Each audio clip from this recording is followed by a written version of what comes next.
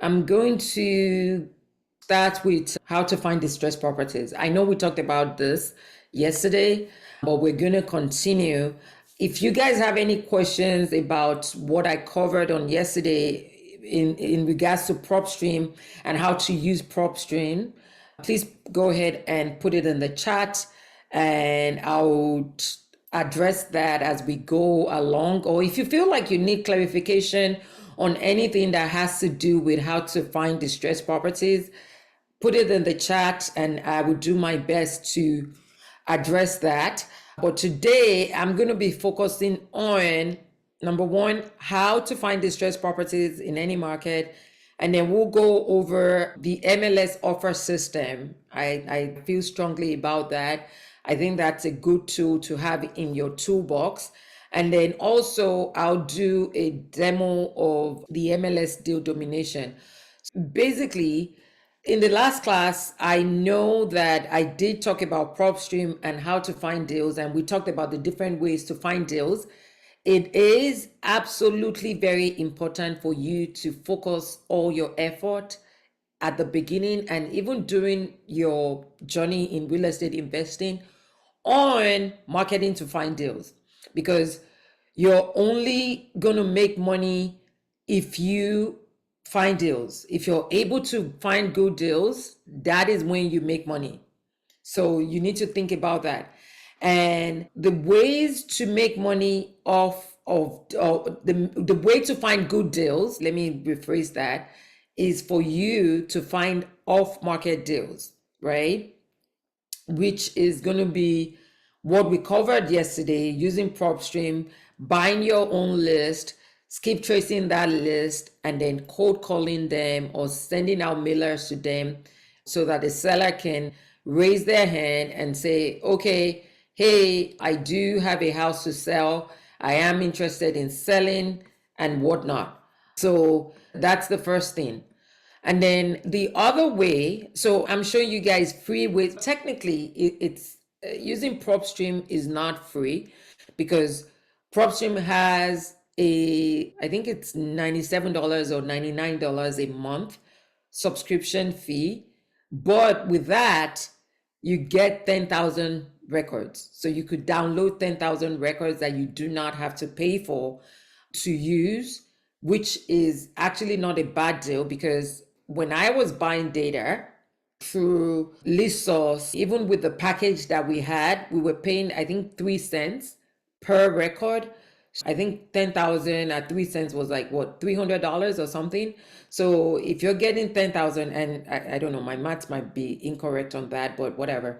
But I'm just saying that you want to be able to get data because basically when you have the data, that's when you're going to be able to go out there to find your off-market deals. So you want to invest in the tools to set up your business correctly. So PropStream, that's one. The other one that we use that I will touch on briefly today is batch leads. And that you could actually use batch to stack your different list. So I would go into that later on. But for now, I want us to focus on getting deals, the MLS. And the reason why I'm also stressing the MLS is because it's completely free, right? Especially if you're brand new and you don't have a lot of funds to invest in marketing, right? So you could use the MLS. You don't have to come up with anything out of pocket to start out. So, and let me just show you guys something here real quick. I just want to show you guys this. Okay, so actually it's right on here. I just want to show you the power of using the MLS and why I'm telling you guys not to actually discount finding deals off of the MLS. So remember, when I talked about this yesterday, I said we've made a lot of money finding deals off of the MLS. The deal that I talked about today that we were saying we're going to make about $150,000 on, I'll tell you guys. So it came about because we bought the house next door right off of the MLS, right? And then someone saw that we did that house. And then the neighbor next door, even though we knew the neighbor and we were talking to them, he wanted to go through a real estate agent. But the funny thing is that the real estate agent actually reached out to me to say, okay, hey, I see that you did the house next door. The estate actually wants to sell this house. And instead of listing it, I would rather sell it to you. So we said, oh yeah, all day long, we'll buy the house. And that was how we got the house. And I paid $25,000 below what we paid for the house next door. And the reason why was because I just told them, hey, this is a declining market. The prices are going down. So I'm not going to be able to offer you the same thing that I paid for that other house about 8 months ago. So so those two houses can pretty much be linked back to the MLS. And we've done several deals over the past year just buying from the MLS. So this address right here, 1220 Quincy Street Northwest, is another deal that we got off of the MLS. And the reason why I'm doing this is that I want to show you guys that we're not just talking, or I'm not just here talking about this stuff. This is actually what we're doing every single day in our business. And I know that how best can I make you believe, but to actually go ahead and show it to you all. This house was sold on May 17th, 2024 for $1,325,000, right? And as you can see right here, it was listed by myself, right? So to let you guys know that I'm not even making any of this stuff up. So when we bought this house, we thought we were going to sell for 1.2 million, but we ended up selling for 125,000 more than we expected to. And to bring me back to my point, I'm going to scroll down here. So if you go into Redfin, you could see right here, see all property history. See how on July 2020, we bought this house for 600,000. So can you see right there? It was listed. So guys, I want you guys to pay close attention to this because like I said, there's a method to this madness, but I want you guys to take notes and I want you to believe that we're not just making this stuff up and telling you it's possible, because I know people would tell me, oh no, you can't do deals off of the MLS. It's impossible, blah, blah, blah. But right here, it was listed on April 27th for 725,000. That was what it was listed for. We listed it again. That was coming soon. So it was listed on May 9th at 725,000. But when we saw that listing, we knew that there was no way we were going to be paying 725,000 for it. So we said, oh, absolutely not. We sent in our offer on June 1st at 600,000 and they accepted. We had to talk to the agent, blah, blah, blah.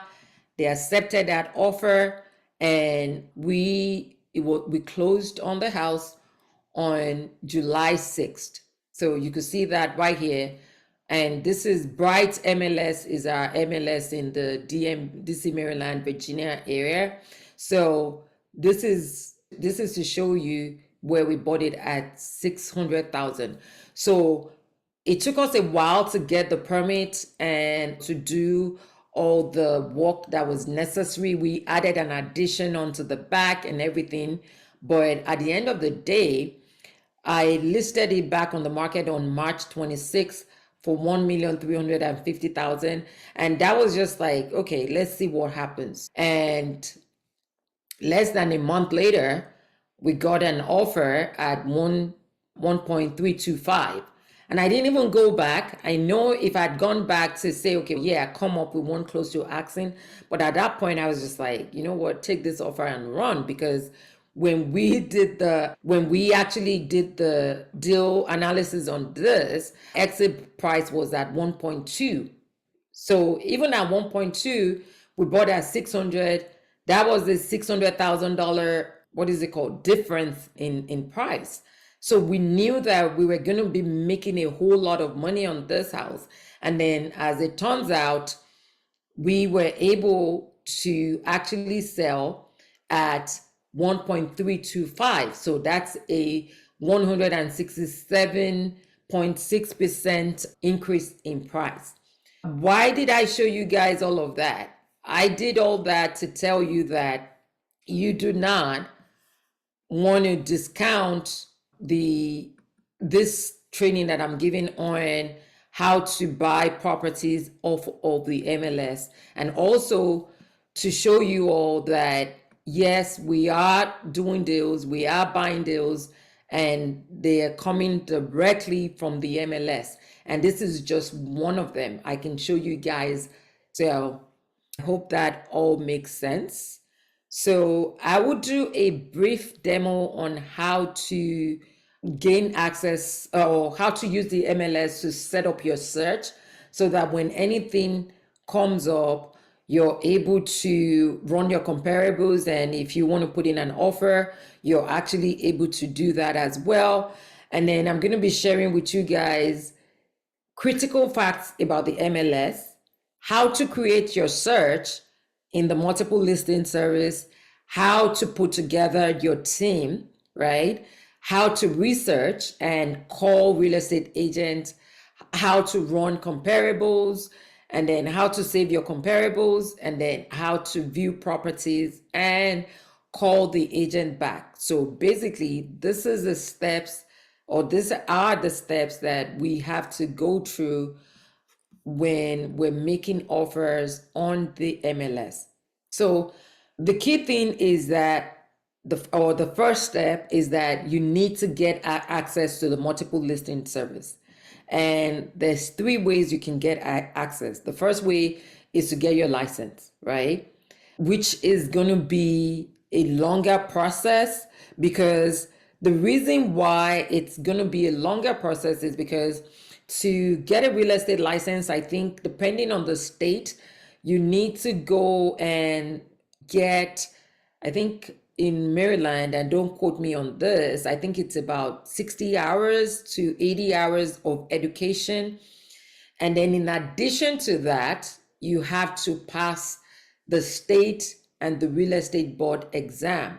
So that is not, getting your real estate license is not just something that you could opt and say, okay, I want a real estate license, and you could go out there and get it in the next week or so. No, it's actually going to take you, maybe even if you do it fast, it might take you about a month or something to be able to get your real estate license, or even longer. So, and if you're just starting out, I would not even focus on that for now. I mean, at the end of the day, do I think that it makes sense to get your real estate license? Absolutely. I would recommend you getting it. But if you're just starting out and you're looking to make money in real estate, I would not focus on getting my license. I would focus on getting a few deals under my belt, and then now start working towards getting my real estate license. So now that I've talked about that, what is the second option? The second option is to connect with an investor-friendly agent. So remember that to work with an agent, you need to add value to them. Okay, so I want you guys to keep this in mind, because one of our mentees yesterday, she was talking about how she has not been able to get anyone to give her access to the multiple listing service. And I said to her, what exactly are you doing? I feel like you're doing something wrong. And the reason why I say that is because you're not just going to get on the phone. Think about this for yourself. If someone calls you out of the blue and just says, oh, hey, I'll use David for an example. Hey, David, I just want to, I'm calling you, and I'm a real estate investor. I just was wondering if you could give me access to the MLS, and I'll pay your fees, cover all fees. And they're just going to like, what? No one is going to want to do anything with you by doing that. So when you reach out to real estate agents, you want to build a relationship with them before actually asking to be their assistant. And when I say build a relationship, it doesn't have to be a 6-month relationship. It just has to be a mutually beneficial relationship. So I cannot stress that enough. When you reach out to them, it's going to be, hey, this is Paula. We're flipping in Hills DMV. I'm looking for an investor friendly real estate agent to work with, and your name actually came up, right? And I'm looking to do about 3 to 4 deals every single month. And I was wondering if you could actually help me and if we could work together. And then I'm also going to be doing a lot of marketing. And if I am not able to buy this deal, I would refer them to you. So you need to offer to give them business on the back end. Also, offer to give them business when you sell your fix and flip or when you find, like I said, retail deals. Before you offer to cover, so in the first 2 conversations that you're having with them, I'm not even going to come up with the idea or come up with the question of, okay, can they give you access to the MLS? Let's not even start with that. So I want everyone on the call tonight to keep that in mind, because I'm going to be following up with every one of you. And I don't want you telling me that, oh, I can't get access to the multiple listing service because all the agents you spoke to, they're not willing to give that to you. And if one says no, that doesn't mean that the next person is going to say no. My thing in life is that no today does not mean no tomorrow. No just means that I asked the wrong person. Okay? So I want you guys to keep that in mind. So because one person says no, doesn't mean that, okay, now this is impossible. I'm not able to do it. It's not going to work. No. All right? Also, the other way, if all else fails, or you're like, I don't even want to spend time connecting with a real estate agent, I just want to do this and pay for it. The other way is to subscribe to Privy. But Privy does have a cost to it. And all this stuff that we're talking about, all these softwares out there, they're going to have a cost. It's not going to be free. So I want you guys to know that you're going to need to invest in your business. This is a 6-figure, or you're building a 6-figure business. And to build a 6-figure business, you're going to have to invest some money into that business, right? Which is what you guys are doing, because every one of you are investing in your education. But also now I'm going to need you all to invest in the tools that is necessary as well. Okay. So if you decide to go with the Privy option, Privy is going to have a cost to it. And all these services we subscribe to, like the MLS, I have to pay the fees for every quarter, right? We used to have Privy, but I just thought about it. What sense does it make? The reason why I subscribed to Privy last year was because we were in a virtual market, and I wanted to be able to run comparables and do whatnot without having to find an agent or whatever to work with. So I paid, it was $800 for the entire year, but I paid for it, right? Because I knew that with Privy, I had access to the MLS data in that state without having to worry about anything else. So basically, I'm giving you guys option. So in recap, your first option is to get your real estate license. The second option is to get with an investor-friendly agent. And the third option is to subscribe to Privy. So there is a way. So let me move on. Our main focus now, let me just tell you guys some facts about the MLS and the type of properties to look for on the MLS. You're not gonna find, let me rephrase, all the properties on the MLS, or 90%, I mentioned this yesterday, 90% of the properties on the multiple listing service is not going to be something that we're going to be looking for as an investor. Okay. So I want you guys to keep that in mind. They're going to be pretty houses, turnkey properties ready to go. We're not interested in that. We're not going to be getting a deal off of that. What we're interested in is the type of property that I just showed you, where it has a lot of deferred maintenance. It's a distressed property. We want to come in and we want to fix it up, right? Our main focus on the MLS is to find properties that would not qualify for regular financing. Because, and what do I mean by that? So that house, the Quincy Street project that I showed you all, that house, a regular homeowner who wants to live in that house would not be able to buy that house unless they're paying cash and they want to like now renovate it and live in it. But if they're not paying cash and they want to get financing, no bank, no regular bank, no conventional bank is going to finance that kind of property, because it just has a lot of repairs to be done to it. Okay. So now that's where we come in as the investor. Okay. So you want to understand that what properties, the other thing is that you want to understand what properties are selling for in your area, right?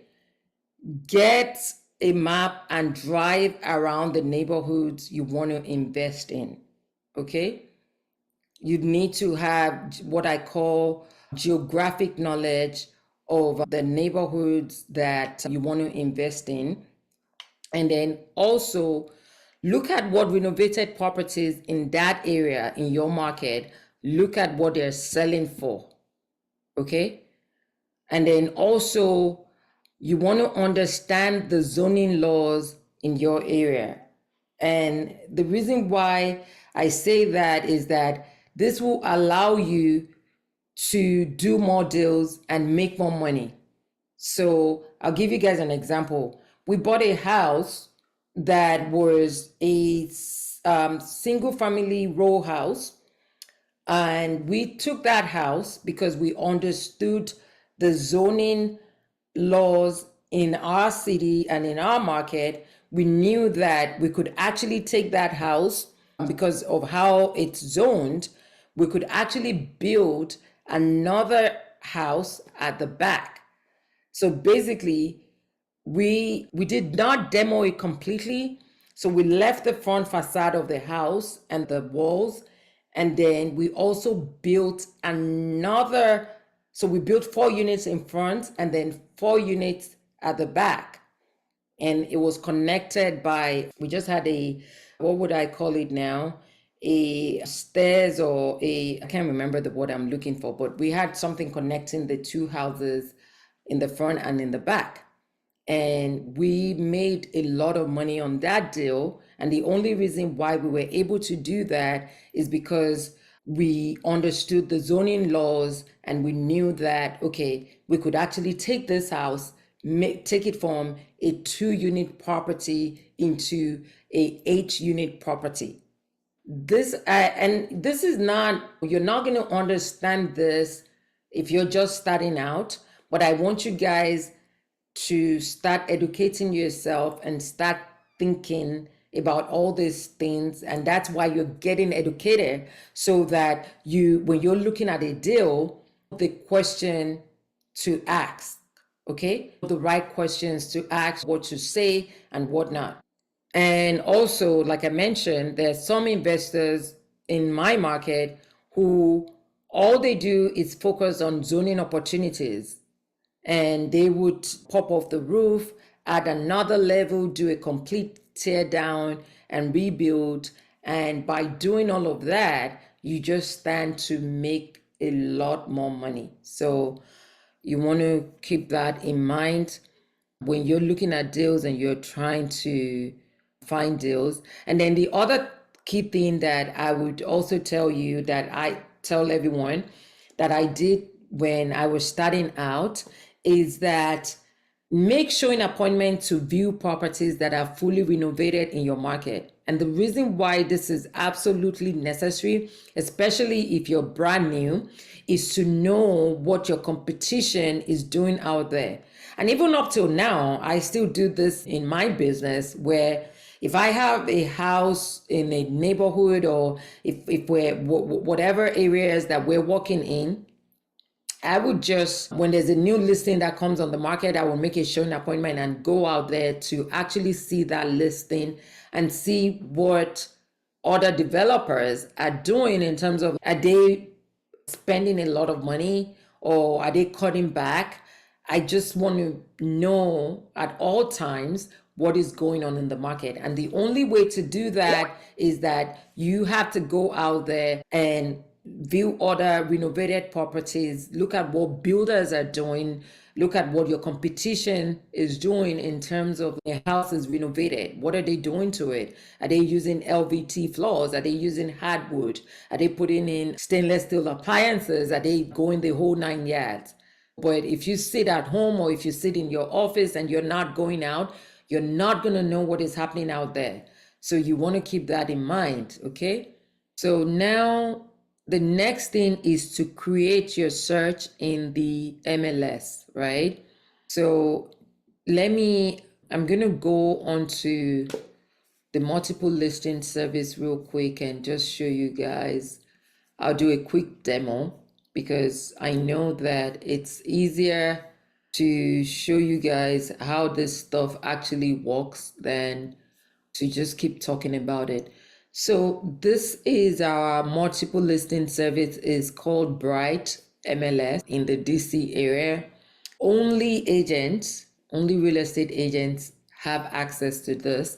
The other thing that I forgot to mention actually is that you could also find this data you could find it on Zillow and Redfin as well, okay? So you could actually save searches in Zillow and Redfin as well. It's Zillow and Redfin, they pull all their data from the multiple listing service. So if you're not able to get access, you could also do Zillow, and you could also I'll do Redfin. I feel like Redfin is easier to use than than Zillow, right?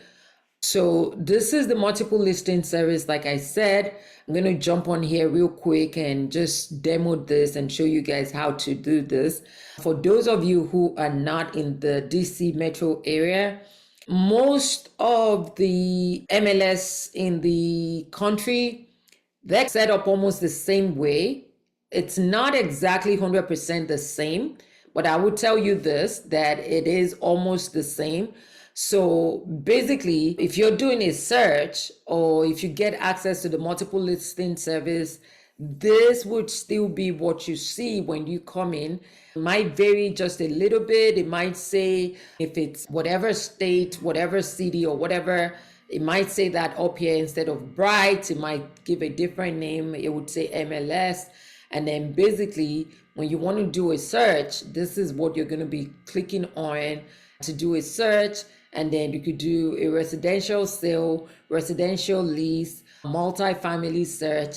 9 times out of 10, we're going to be focusing on the residential sale search, okay?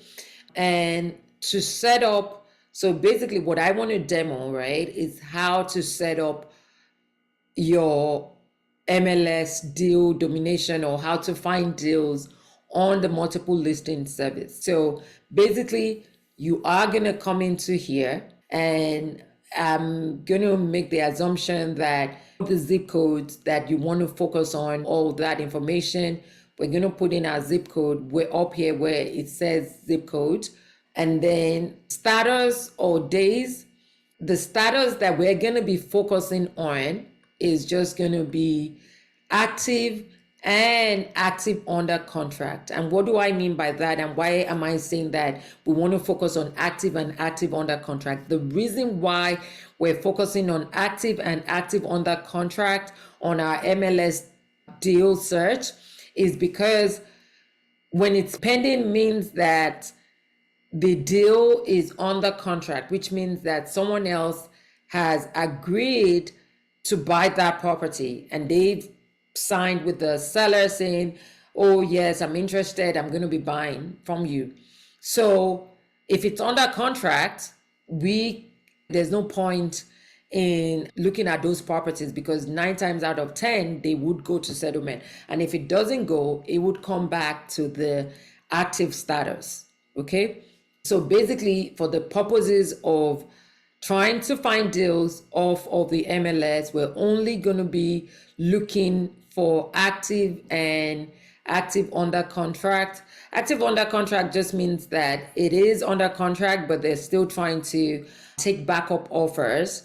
So 9 times out of 10 too, I tend not to put any weight on that because they do have a contract on it. So if they accept your contract, it's going to be it's going to be a backup offer in case anything happens to the original offer, or if they feel like the offer they have right now is a shaky offer. Then now, once that is done, we're going to come down here, right? And we're going to put in a remark, and I'm going to provide you all with the remarks to use.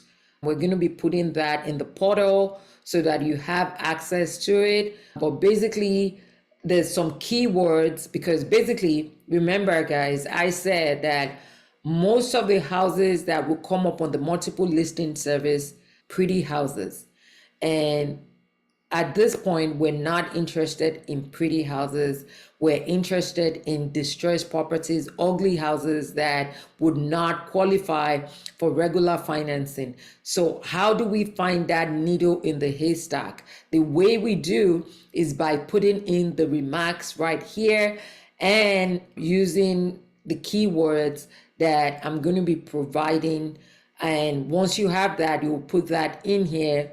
And then the other thing is, so we talked about that. Oh, okay. So we're going to talk about, let me just actually show you guys this.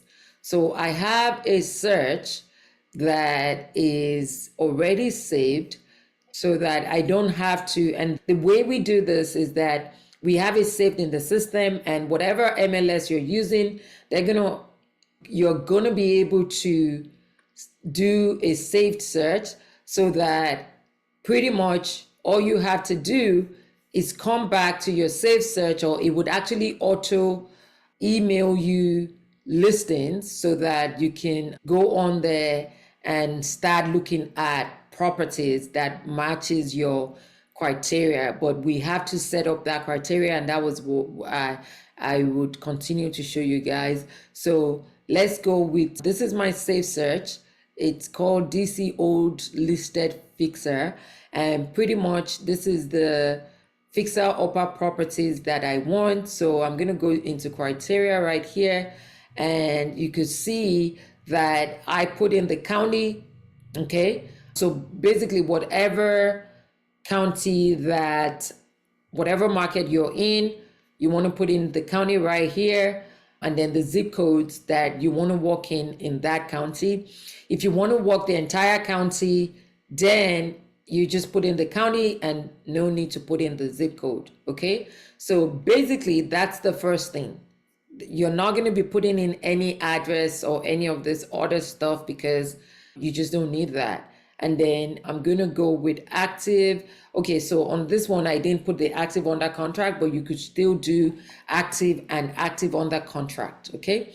And then now the other thing is that we want to fill in a price range, right? For me, I did $1 to $2 million. And the reason why is because I'm able to buy anything up to $2 million. For you just want to think about it and say, okay, what is the median price, or what is the highest price you're willing to pay for a fixer upper property? Whatever that price is, you want to put that right here. Okay. And then the next thing is that we're going to leave the number of bedrooms and all that. We're going to leave it blank. And I don't want condos. So I'm not going to, ownership interest is the classification of the property.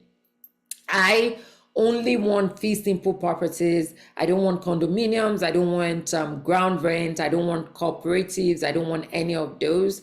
So I just go with fee simple. And then structure type, because all my properties are in DC, I would go with detached, semi-detached, end of row house, and then townhomes and interior row townhomes. And the reason why is because a lot of the properties in the city actually townhomes. We do have some detached and we do have some semi-detached properties, but most times it's going to be like one of these two. So basically I have all that checked. So you want to check that depending on your market. And then sale type. So basically I'm choosing all this. I want, apart from auction, bankruptcy, HUD owned, foreclosure, probates, whatever. I have all that checked so that the search could bring me all that. And then in the remarks, that is where we do. So basically, if an agent lists a property, they have to go in and put in remarks about the property, describing, oh, this is an excellent property, whatever description they give of the property. So we're going to be using that to find our needle in the haystack. And we're going to be using these keywords. It's a bunch of them, and we're going to be posting them we're going to be adding those to the portal so that you guys can pretty much put that in your search. And then days on market, for this one, I'm going from 30 to 500 days. So guys, listen to this. You could either I have 3 searches saved up on the MLS. One for just the day it's listed, so new listings, 0 days on market. Okay, so if a new listing comes up today, I get a notification immediately if it matches any of this criteria that we just talked about. And then the other thing is that I set it up for 30 days, that after 30 days, if the house is still on the market, then I want the system to actually send me an email saying that, okay, this house has been on the market for 30 days, no offers. This will be a good time for you to check it out and put an offer on it, right? So, and then you could also do 90 days, 60 days, and then also listings that are in specific zip codes that are 20% below their fair market value. Okay, so basically that is how I have this set up, and this is how you would set it up in your multiple listing service. And then once you're done, you save, and boom, it's in there. And now it's telling me I have 100 properties that actually would match this criteria. So basically what I do is that I have my assistants, they would come in here every single day, right? And they would look at all these properties and run the comparables and see if it makes sense, if it's a deal to put an offer on it. So basically the way I do it, or well, the way I've taught my assistant to do this is that they come in, they pull this listing, and then first thing is we just go with the photos real quick, okay, to make sure that the house actually needs repairs. So for example, look at this. This is a distressed property, okay? All right, I can see from the pictures that, ooh, this is in really bad shape, all right? So now, what do? I click on this. I rated buyer's agent to pay 175, blah, blah, blah. All offers for these properties are required to be entered into propoffers.com. The property is being sold as is. So I read all the information on here. And then what I would do now is that I would go ahead. It's listed for 449,000. It's been on the market for 30 days and it still has no offers on it. So the first thing to do will be to evaluate these deals and evaluate this particular deal and run comparables on it and see what it could sell for and what I need to put into it. And then once my assistant has that done, we'll pick up the phone And if it sounds like a deal, now I'll call the agent Samir and be like, hey, this is Fola, we're flipping in Hills. I saw your property at 6500 North Capitol Street. Can you tell me what's going on with the property? The whole 9 yards. So we'll go into that more a bit later, but let me just show you guys more properties. Okay, so this is in okay condition, but this needs to be renovated as well. So this is dated. You could tell from the walls, and so you could see all that. So this is listed for 1.17. That's another one that I would look at. Look at this. And guys, this is right off of the MLS. That is why I say to you all, do not sleep on the MLS. This is in pretty bad shape, right? So same thing. This is on 6th Street. It's listed for 624,000. And let's go. This is rare opportunity, renovators delight, investor alert. So when they put keywords like this as is condition in the remarks, so you could see, that is why I was able to pull this up, because remark says investor special, rare renovators delight, as is. So those are like all the buzzwords that agents would actually use when they're trying to sell a not so pretty house. What I would do as well is to go ahead and contact Tutu and tell her that, hey, listen, and it's listed for, what is it listed for? $625,000. So I'm going to do my assistant is going to go ahead and run the comparable, and we're going to see how much it needs in terms of repairs, right? But my offer is not going to be at 625,000. You guys could cool believe that. So I don't want you guys offering or thinking that you had to offer the same thing. This is another one. So this, not bad, but needs to be renovated as well. So this is another deal. 200 Randolph Place, Northwest. They're asking 700,000.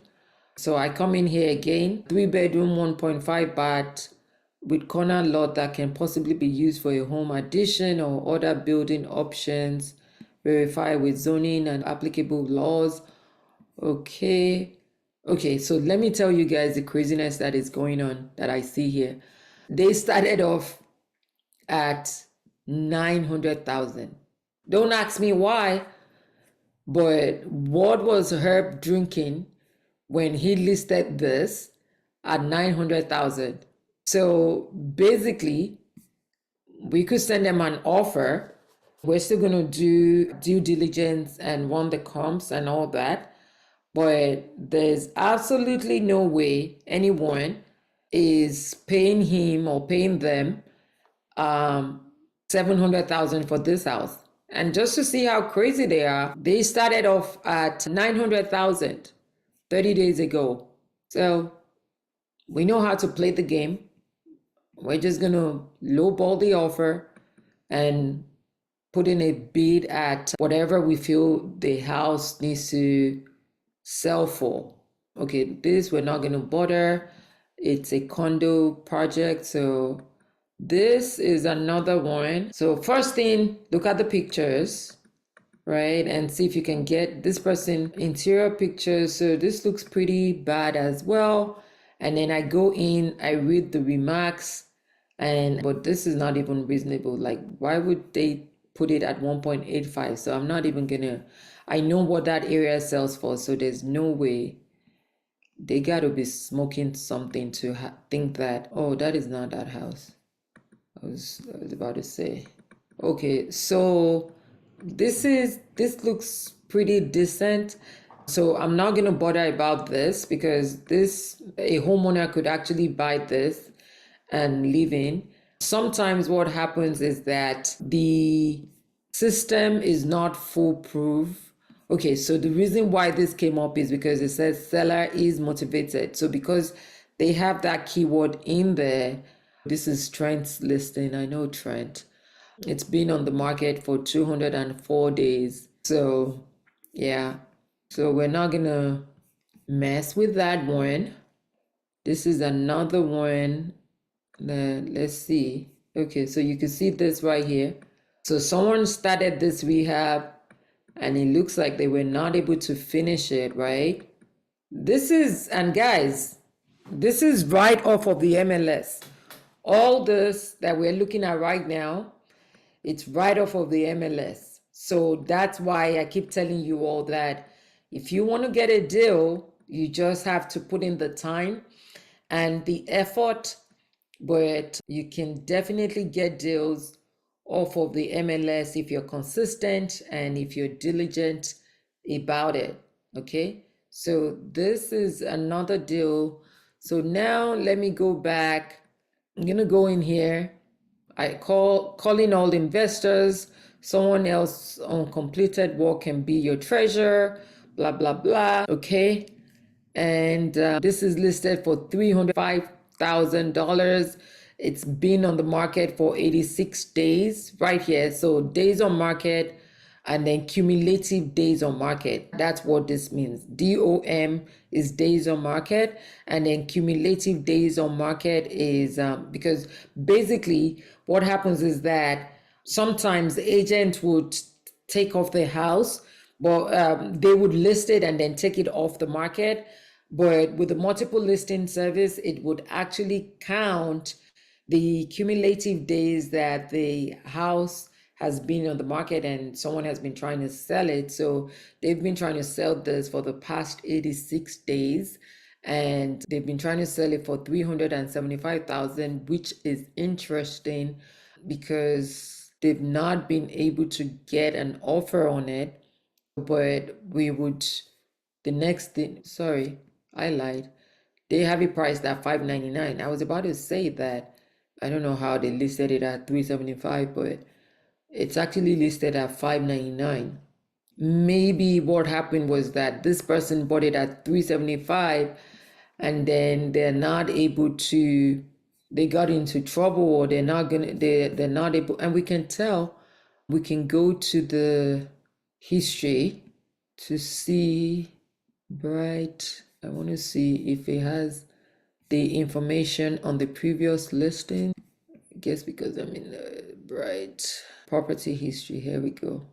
So basically, if you click on the property history, we could pretty much see what is going on.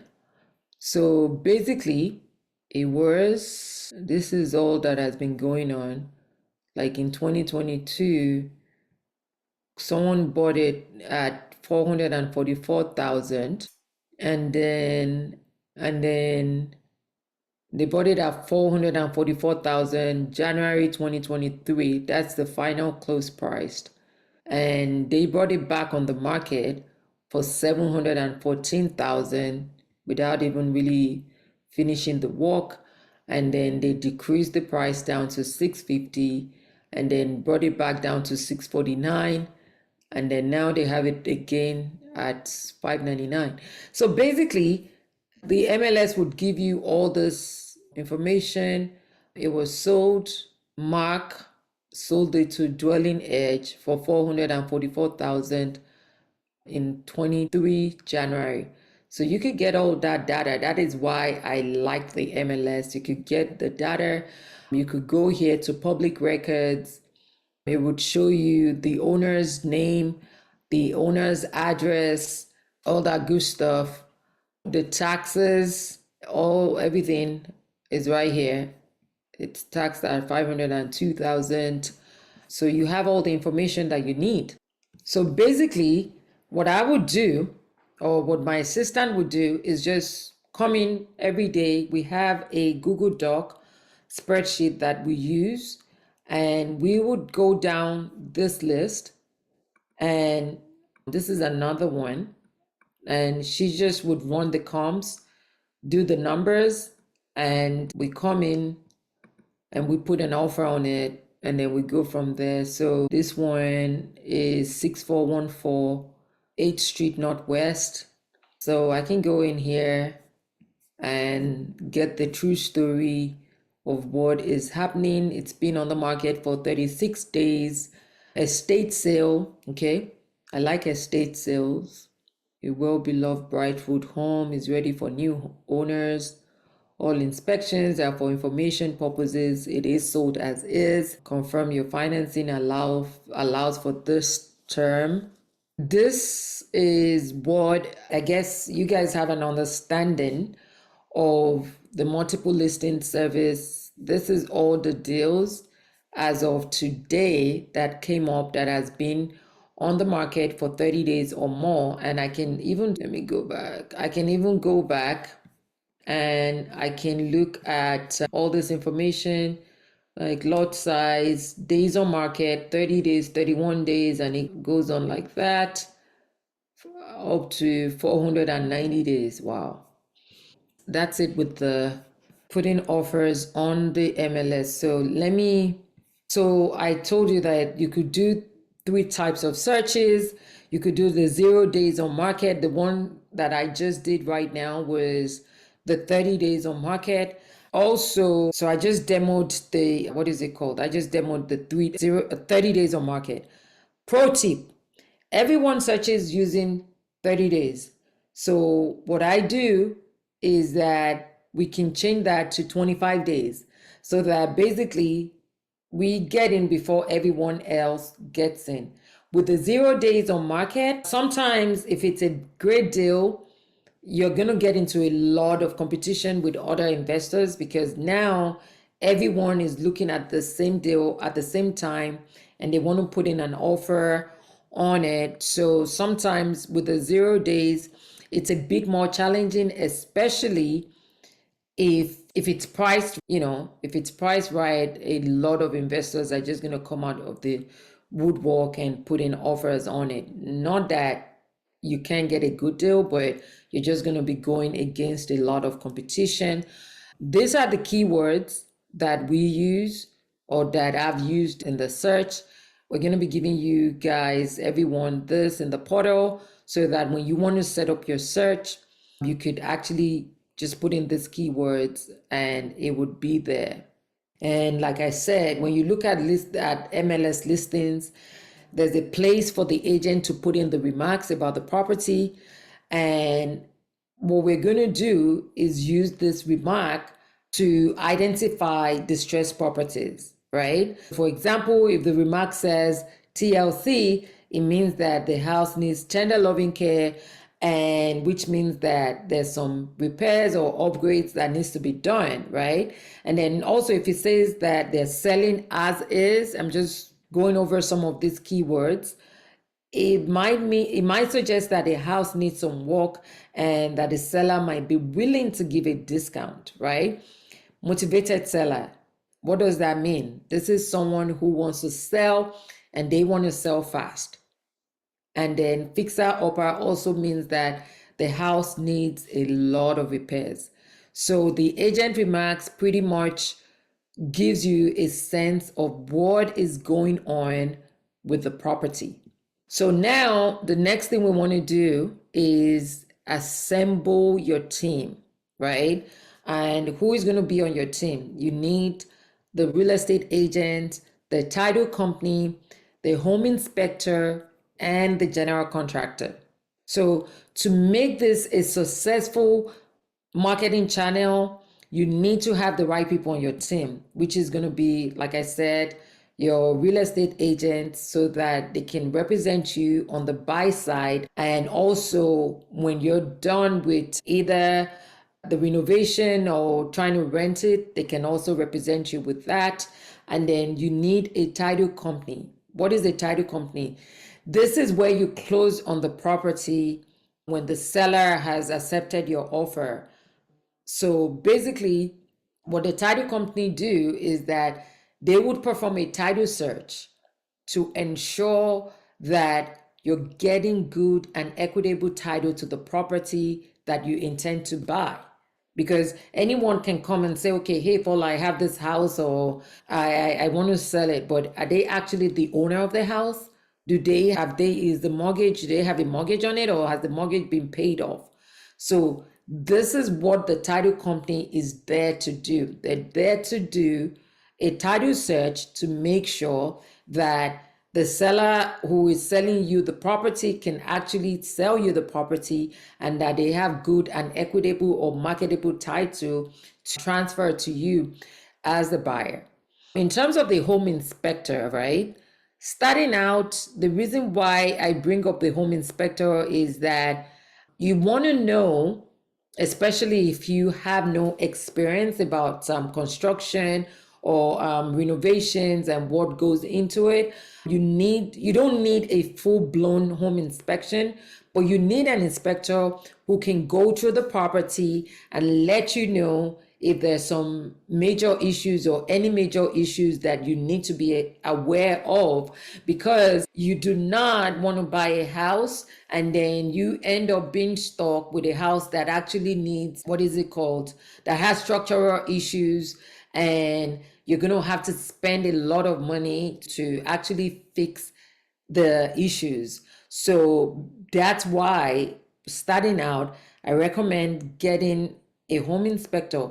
Remember now, please put this in your note, that you're not getting a full-blown home inspection. If you want to, that's fine, but in my opinion, I don't think it's necessary.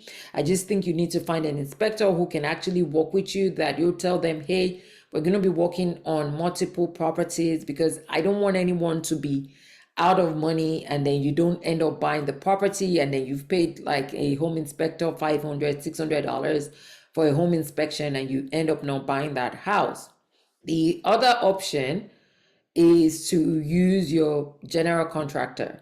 If you have a good contractor and you trust them and you know that they do have the experience, you could go through the house and with them, and they can actually look and or have the general contractor and have the home inspector there, and then they will provide you a line item repair estimate and also a detailed scope of work. And we'll be talking over the next couple of classes on how to get a detailed scope of work, how to prepare a detailed scope of work. Okay, so I've talked about this, that you want to get your team, you want to find a investor-friendly agent.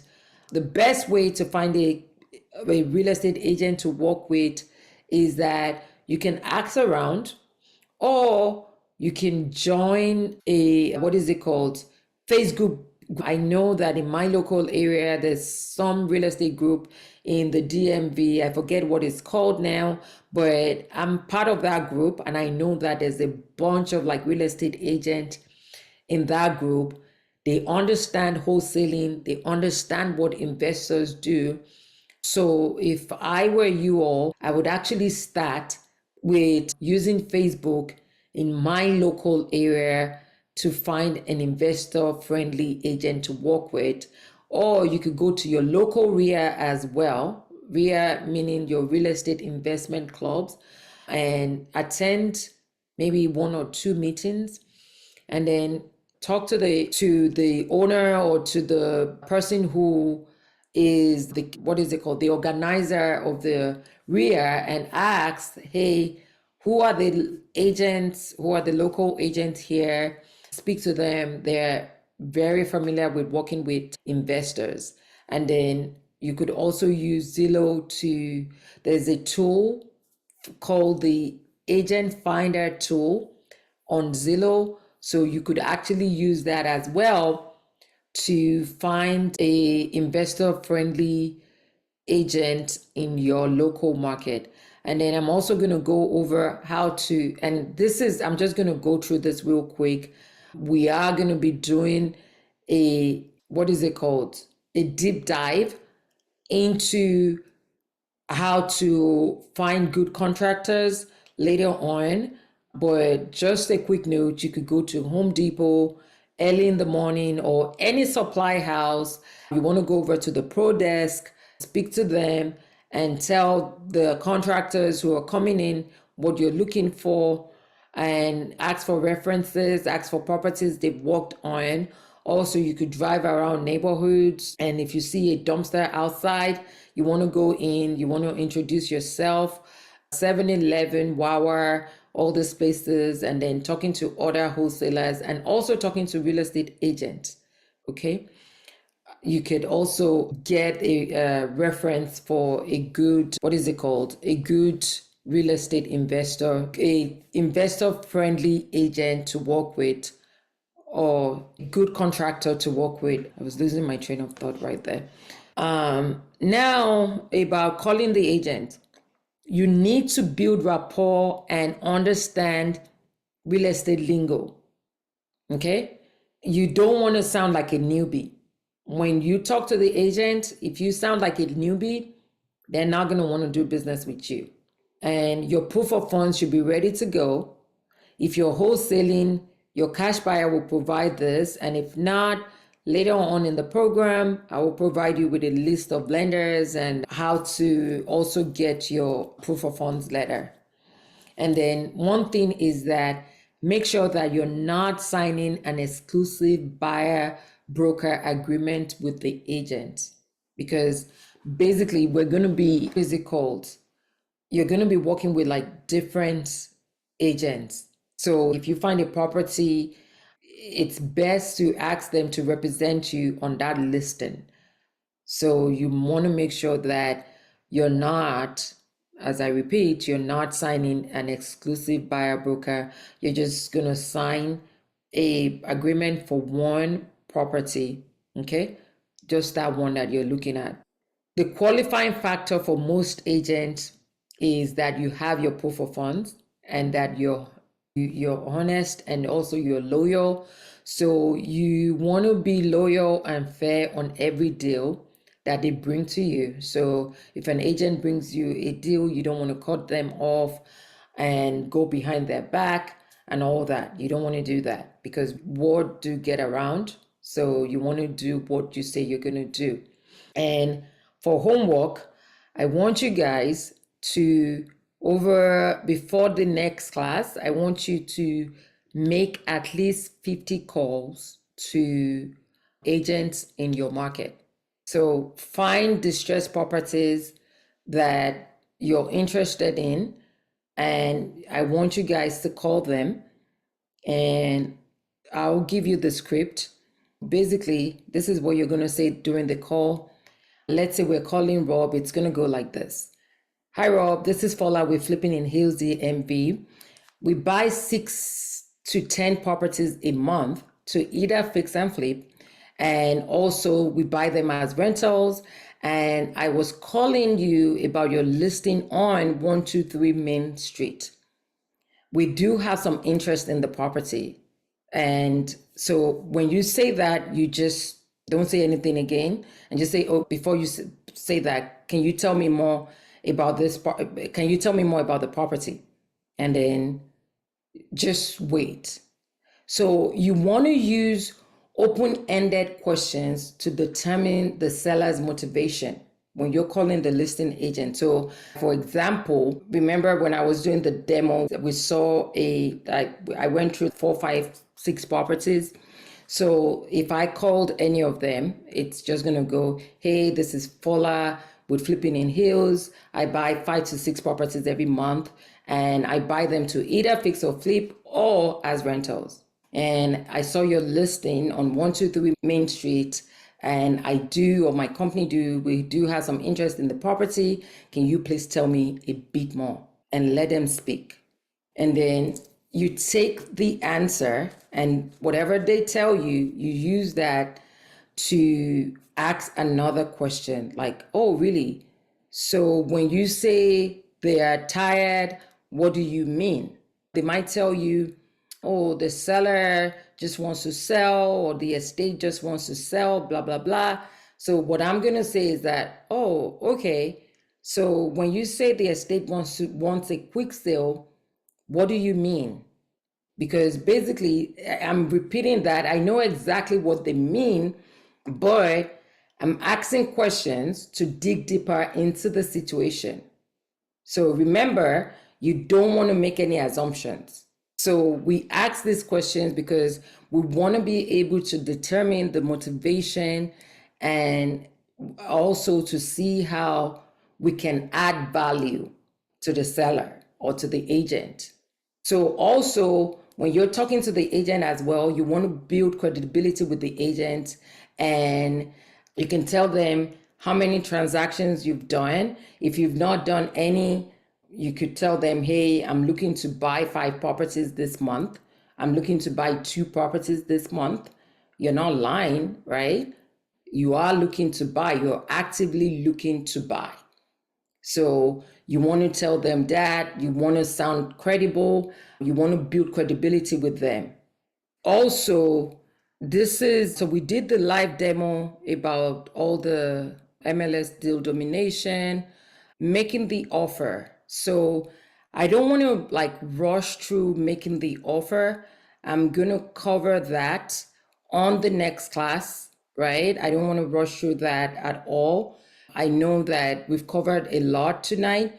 If you guys have questions, I want you guys to go ahead and ask, and then I'll take questions. And then on the next call, we'll go into making the offer and what to do, what to say, and all that when you're making the offer. Questions, you guys can type in your questions. I have a lot of questions. It will take a lot to type.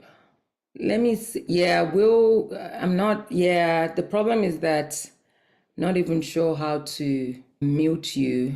Yeah, I just mentioned that to Kemi, so we'll have to contact Zoom to try to get that going. But in the meantime, it would be just typing it, or we've got some time, so just type away. We'll get to it. Dave, can I ask my friend in California if I can use his MLS account for here in Texas? It depends on if they have the same jurisdiction because each MLS might be a little bit different. For instance, us in Maryland, we've got access, follow, correct me if I'm wrong, Maryland, Delaware, Virginia, DC, what other states? New Jersey, New Jersey. It part does, of Philly. right, it doesn't go up to Texas, so you'd have to find out if the California MLS does have access to Texas, and then if it does, then yes, you could do that. Right. And then Nancy says, do we have to call all 50 agents? Yes, I want you guys to call for the assignment. Okay, you guys are asking about the assignment. For the assignment, want us to use Redfin to sort out motivated sellers and do the comps, or just do I call demo on any property for now? Okay, so since most of you do not have access to the multiple listing service, I would say that the easiest way would be to use Redfin. And let me see if I can demo that for you guys real quick. I know that you guys, I don't know, I like hanging out with you all too much because I don't even know how it's 8:30 right now. And but I don't mind. I'm always, let me see if I can go into, let me go back into Redfin. While you're doing that, I'm going to answer another question that came in. Says, do you offer the real estate agent a commission for each deal? If so, how much? Should I say something like, I'll give you 5% for each of the next 5 deals? Then Oh after no. that, ask for access to the MLS. You don't want to be, so basically, with, well, do you want to answer that question and let me, Sure. A lot of the agents out there, if you're offering to pay for their regular quarterly fees or yearly fees, which is about, it depends, but maybe $200 or something like that, that's something they'll gladly do as long as you're acting as their assistant. You're giving them that as a benefit. And then remember what Fowler said, that when you're done with the project, something you can promise them is that, hey, when I'm done with the project, I'll let you list it. So that way they feel like, okay, hey, if I help this guy find a property, he's done working with it, he can go ahead and list it. And the listing could be, if you want to buy and hold, usually an agent will get the first month's rent as their agent's fee. That's how they got paid. Or if you're actually fixing it up and selling, then they'll make 2.5%, 2% commission on whatever the property is. You're not giving away anything on your investment side, that's for sure. Your promise is more, hey, if I can let you list the property once I'm done working on it, or either for sale or for rental, and then also trying to see if you can, as an immediate, as an immediate benefit, hey, being your assistant, I'll offer and like to pay for your quarterly MLS access fee, and then a lot of reasonable people out there would accept that offer. Yeah, you definitely don't want to say that you're paying the buyer commission to the buyer's agent or to the, yes. Basically, the way it's set up right now is that if you're buying a property that is listed on the multiple listing service and you're working with a real estate agent who is so let me go back. And guys, I'm going to try to explain this as slowly as possible so that you guys can understand this. So let's break it down. So there's a property that comes on the market, right? Let's say 123 Main Street. It comes on the market, it's listed for 100,000. When that property comes on the market, it's listed when it goes on the multiple listing service, right? For it to go on the multiple listing service, it has to be listed by a real estate agent. Only real estate agents have access to the multiple listing service. Okay?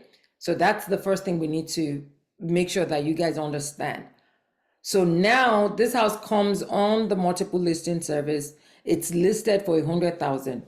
What would happen is that the listing agent would sign an agreement with the seller saying, hey, Mr. Seller, I'm offering to list this house and I'm offering to put it on the multiple listing service and sell this house for you for 6% commission or 5% commission or whatever they agree on.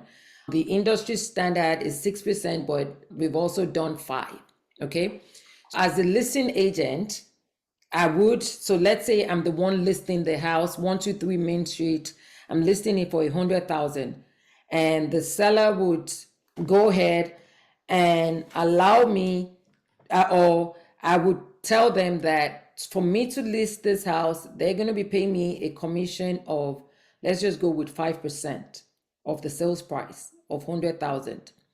So now I turn around and I'm going to put that house listed on the multiple listing service.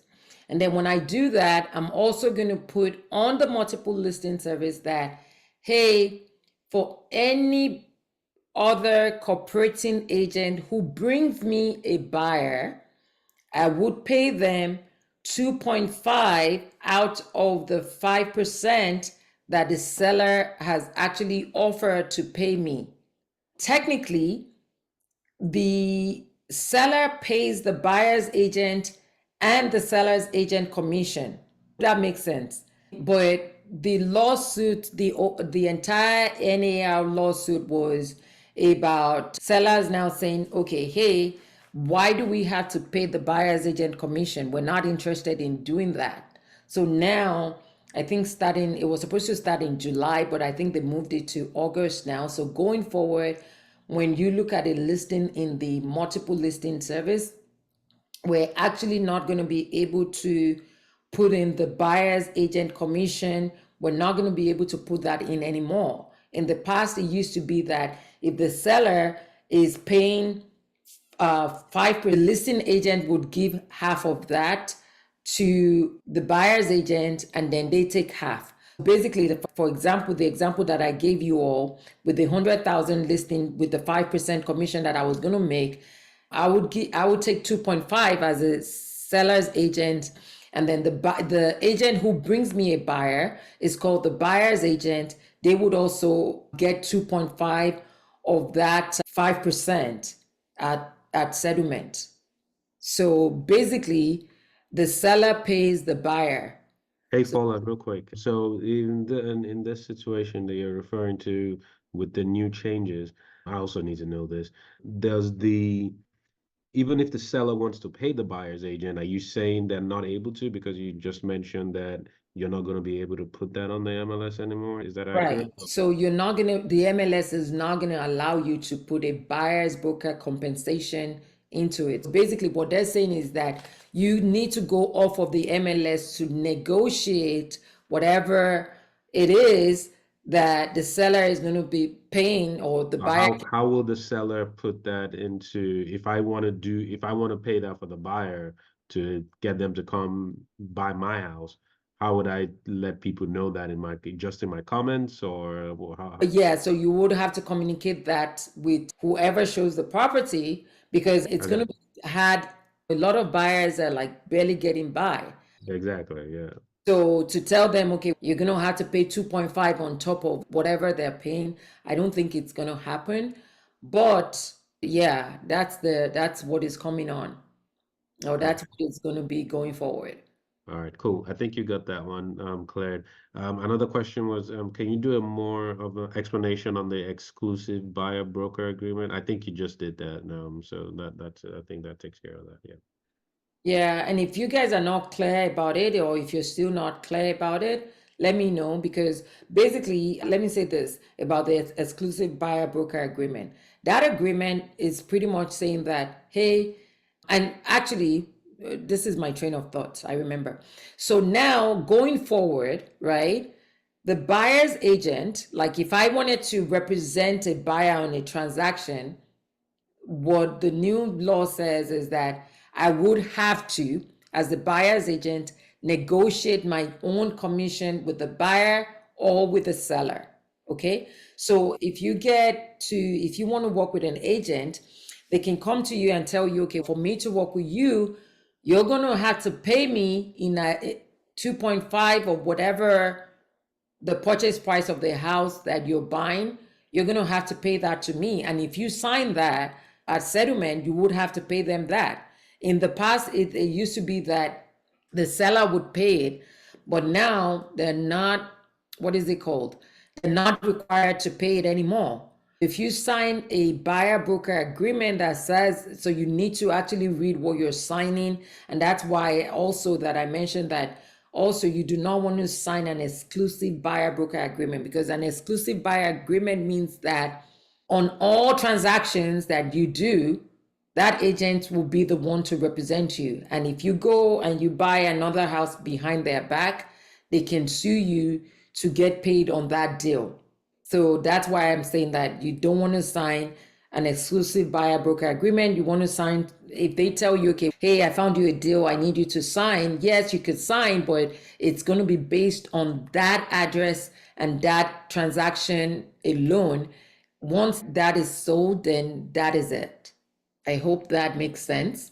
If you guys have any other questions, let me know. Nancy and Adam, I'm going to cover that on Monday, so you guys don't worry.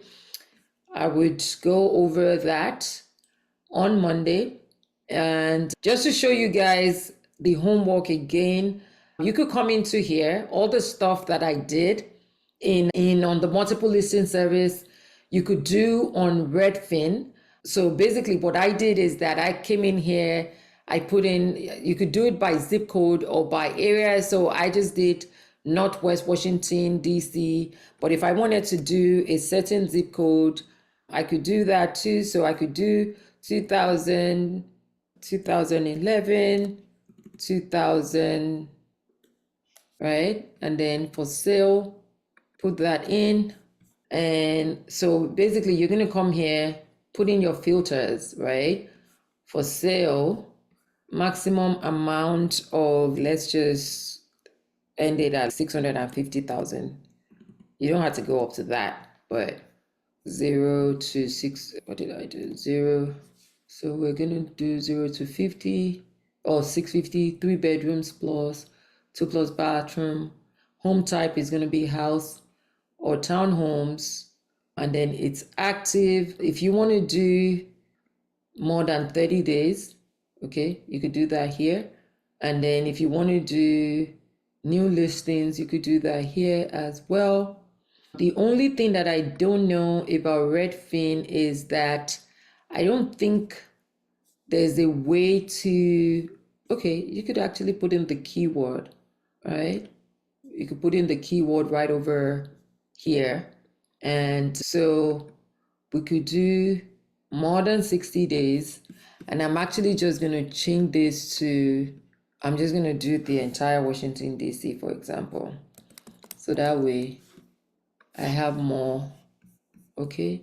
And then I come to my filters and then keyword. I could do as is, motivated. What was investor? So let's see. So we don't want new construction. I'm gonna take for sale by owners out for now. And it's saying that I only have 5 homes. So that's why I feel like it's better to do this on the multiple listing service. But for sale, oh, I have more than 60 days. So let's cut that down to more than 30 days. Still giving me 8 homes. So this we saw, right? I didn't put in all the keywords. So you guys might want to put in all the keywords. But remember that I saw this on the MLS when I was going over this with you. This is another one. So basically, you could come on the MLS, not on the MLS, but on Redfin, and we can just look at the pictures, and then it will tell you this is the broker's number. So basically, to find this person's number, what I would do is because basically you don't want to be calling the broker, that's the broker's phone number. So what I would do is just come over here and do a Google search, and this, right? So this is his phone number, right? And you can call him and use that script. So if you see any agent on Redfin, this house has been on Redfin for 166 days. It's listed by this person. And now we can call them and talk to them about that property and all that. I want you guys to just, you can come on here, and even if you do, we can go back, right? And I can take out, let me take out this other filter.